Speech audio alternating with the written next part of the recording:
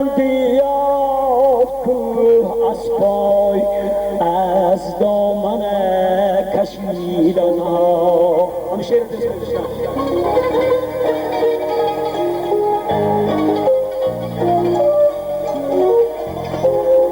بلند بیاد کوه از پای از دامن کشیدن ها. این شعر را اولین مراتبه خادم خدمت نشانداده رسپوبلیک تاجیکستان و ازبکستان یادش بخیر جورابک مراد میخواند.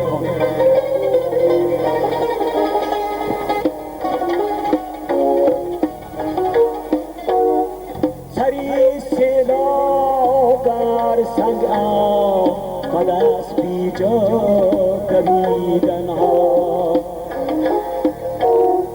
من از بی قدری خاری سری دیوار دانستم که کس کس نمیگردد از این بالا پریدن ها. که کس کس نمیگردد از این بالا پریدن ها.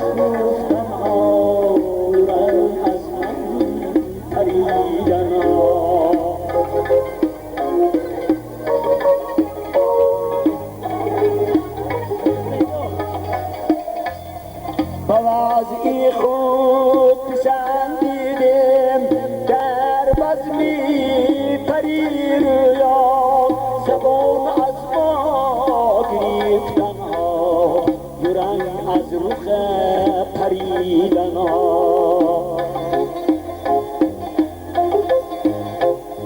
صدای ریزشی بنگارهی میگفت در گوشم